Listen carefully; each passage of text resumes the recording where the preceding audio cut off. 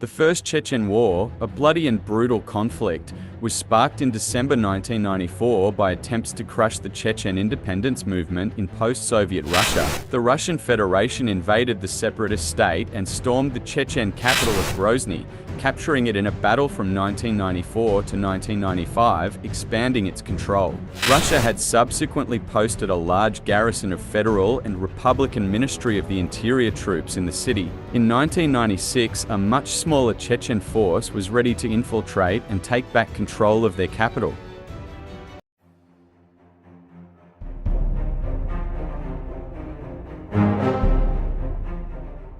Chechen resistance against Russian occupation had its origins from 1785, during the time of Sheikh Mansour, the first Imam of the Caucasian people, and united several Caucasian nations to confront Russian expansionism. During 1817 to 1860 for Caucasian War, Imperial Russian forces annexed the Chechen lands and deported thousands to the Middle East. Attempts to gain independence after the fall of the Russian Empire failed, and they were annexed by the Soviet Union. After the fall of the Soviet Union in 1991, Chechnya sought to gain independence, and Djorka Dadayev was elected as its first president, declaring the Chechen Republic. Many internal conflicts appeared in Chechnya between the factions sympathetic or opposed to Djorka Dadayev. Moscow clandestinely supplied the opposition forces, and in December 1994, Russia began its invasion. Russian forces launched a three-pronged attack towards Grozny and stormed it, gaining control of the Chechen capital in February, and then continued to expand south. In March 1996, Chechen fighters infiltrated Grozny and launched a three-day raid on the city, taking most of it, capturing caches, weapons and ammunition. Most of the Russian troops arrived and columns of reinforcements were destroyed, leaving the Russians with no other than gave up on trying to reach the captured troops. Chechen fighters subsequently withdrew from the city on the orders of the High Command, following more ambushes on Russian-controlled Chechen cities. In May, Yeltsin even officially declared victory in Grozny. After the rise of his unpopularity in Russia, following a Russian-guided missile attack, the Chechen president was assassinated and a temporary ceasefire was reached during peace negotiations, but the Russian forces still carried military operations. In July 1996, the Russian leadership abandoned the uneasy peace process in Chechnya and resumed large-scale military operations. Between July 9 and July 16, 1996, Russian forces attacked Chechen bases in the foothills and mountains in the south of the Chechen Republic. On July 20, Russian forces launched a large-scale campaign to pacify the southern highlands, moving most of their combat troops there. On August 6, the very day of the offensive, Russian forces began a major operation in the village of Alkan-Yurt by moving 1,500 paramilitary internal troops and pro-Moscow Chechen policemen of Doku Zavgayev's government out of Grozny.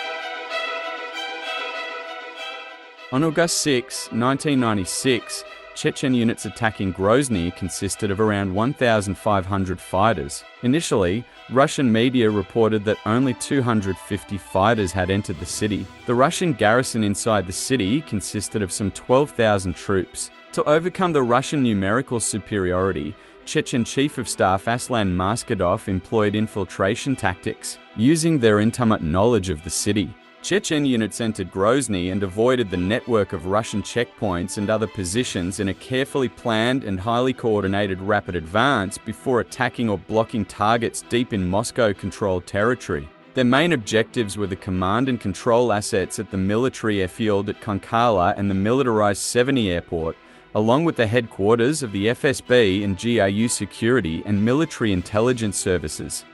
They also blocked roads and took up strategic positions on the approaches to the city. According to Chechen commander Turpal Ali Kaimov, 1,500 Chechen fighters infiltrated the city, of which 47 were killed during the initial attack. The Chechen forces attacked Grozny at 5:50 on August 6 in an operation that took 3 hours. Rather than trying to capture or destroy all individual fortified checkpoints, block posts, barracks, police stations, and other Russian positions, the Chechen fighters cut off and isolated most of them, mining the approaches to prevent escape or reinforcements, and waited for the government troops to surrender.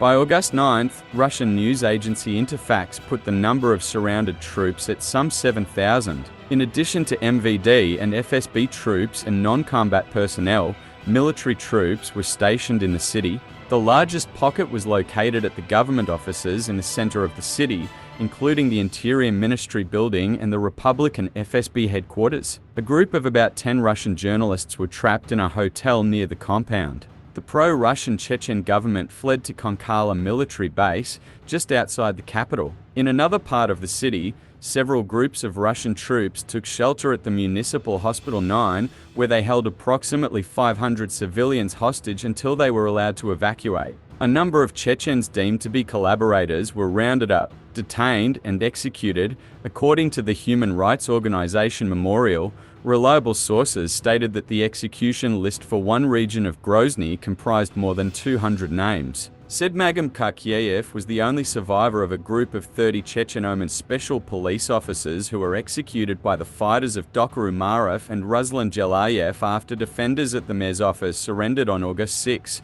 reportedly on the promise of free passage. According to Jelayev, Zavgayev had either 15 or 18,000 Chechen policemen in all of Chechnya, but as soon as we entered Grozny in August 1996, they all scattered and went home. Then they went over to the Mujahedin, except for a few dozens of those who were guilty of shedding Chechen blood.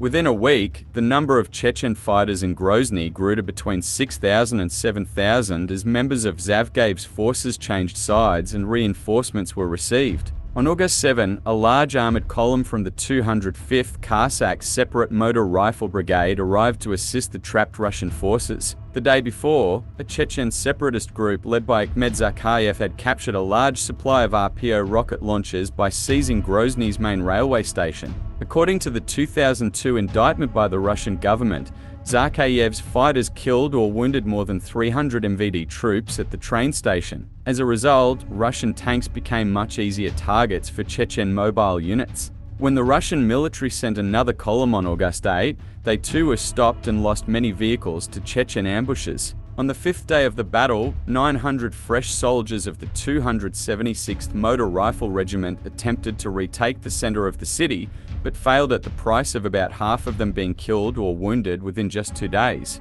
Only one column of armored vehicles succeeded in delivering some supplies to the besieged federal stronghold in the city center and evacuating some of the wounded. Over the course of 5 days of counterattacking, Russian columns lost 18 tanks, 69 other armored vehicles, and 23 trucks and cars. In addition, 4 helicopters were shot down. The head of the International Red Cross in Grozny said that most of the city is mined and there's a lot of aerial bombardments. The European Union called on both sides to cease fire immediately, without effect. Russian President Boris Yeltsin declared a day of mourning for the victims in Chechnya. Battles also continued on the outskirts of the city and elsewhere in the Republic. On August 19, Russian General Konstantin Pulikovsky surrounded the city and issued an ultimatum that the Chechen fighters should leave Grozny within 48 hours or face an all-out attack. The threat resulted in mass panic among the remaining civilian population, estimated by Human Rights Watch at 300,000. Strikes by aircraft and artillery commenced on August 20th. In chaotic scenes, as the bombardment indiscriminately hit residential areas and at least one hospital,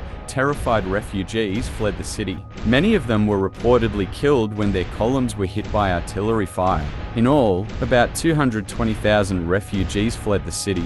The number of those who remained in the city was estimated by Memorial at between 50,000 and 70,000, and males older than 11 were considered suspected fighters and not let through the Russian lines. Many refugees were also fired on at checkpoints and Russian state television. ORD journalist Ramzan Kardiev was shot dead by federal soldiers while trying to flee the city. Russian General Alexander Lebed managed to mostly avert further bloodshed in Grozny. Meanwhile, the Russian offensive in the southern mountains continued. After returning to Chechnya on August 20th, Leibed ordered a new ceasefire and reopened direct talks with the Chechen leaders, aided by the Organization for Security and Cooperation in Europe. On August 22, Russia agreed to withdraw of all its forces in Chechnya to their bases at Konkala and Severny. On August 30, 1996, Generals Leibed and Maskhadov signed the Kharkov Accord, an agreement that marked the end of the First Chechen War.